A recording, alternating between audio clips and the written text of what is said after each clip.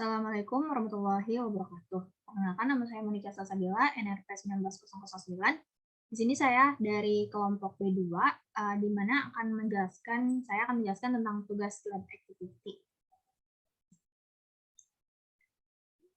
Di mana untuk kasusnya sendiri, di sini ada seorang pria 58 tahun yang datang ke dokter dengan kelainan sensorik subjektif di sisi kanan yang baru. Dia tidak memiliki riwayat kanker. Untuk pemeriksaan fisik dan juga neurologisnya secara umumnya normal, dia memiliki sakit kepala pansepalik yang persisten selama tahun terakhir.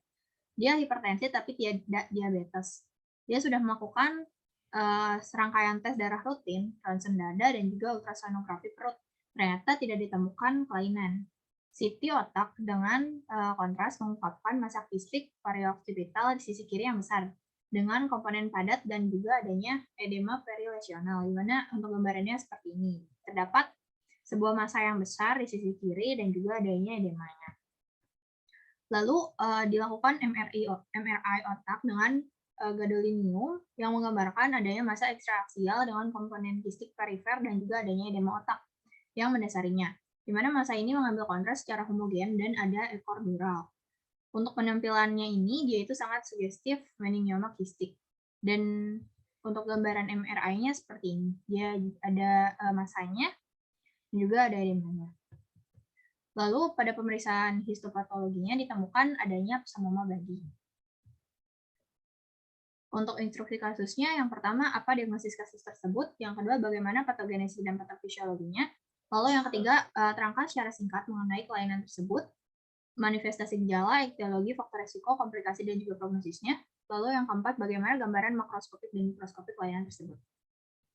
Yang pertama, apa diagnosis kasus tersebut? Tadi juga sudah dijelaskan pada pemeriksaan penunjangnya di CT dan juga MRI-nya, dia ini sugestif meningioma. Di mana untuk gambaran histopatologi ini juga di sini ada gambaran psamoma badi gitu. Jadi untuk diagnosis kasus ini adalah meningioma. Lalu bagaimana patogenesis dan patofisiologi kelainan tersebut?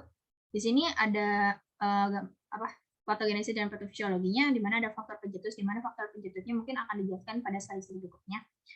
Di mana faktor pencetusnya bisa secara genetik, ada faktor-faktor resiko lainnya juga yang mengakibatkan pertumbuhan sel yang abnormal, di mana bisa menyebabkan meningioma.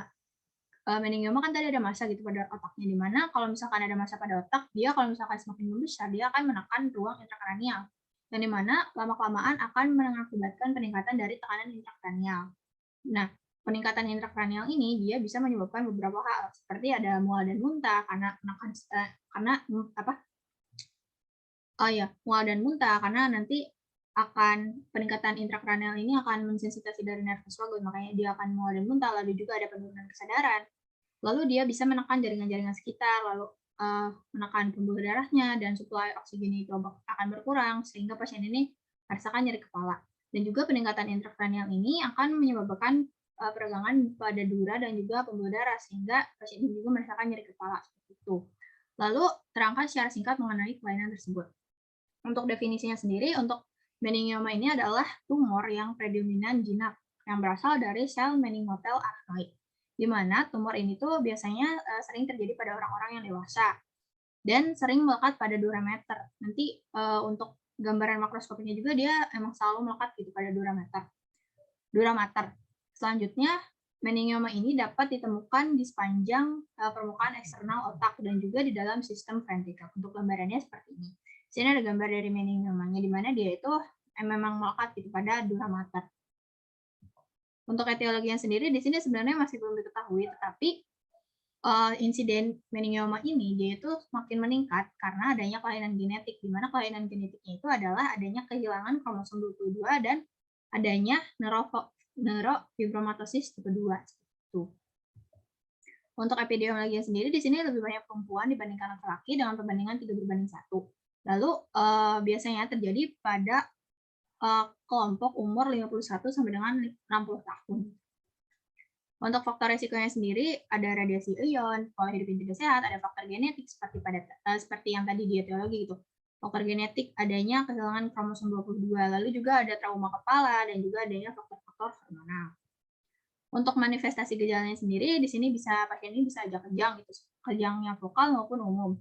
Lalu ada kalau misalkan masanya semakin besar kan ada gejala peningkatan tekanan intrakranial, gitu. Adanya hidrocephalus obstruktif dengan sakit kepala.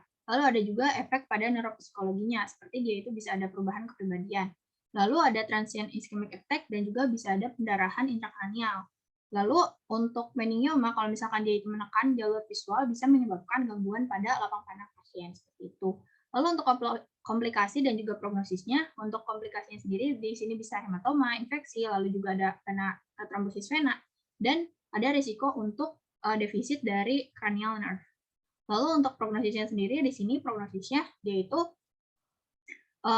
mengacu pada dua faktor penting gitu untuk menentukan prognosisnya. Yang pertama adalah presentasi dari reseksi tumor serta derajat histopatologi tumor, di mana kalau misalkan tumor dengan derajat tinggi yang tidak mencapai reseksi total bisa menimbulkan rekurensi.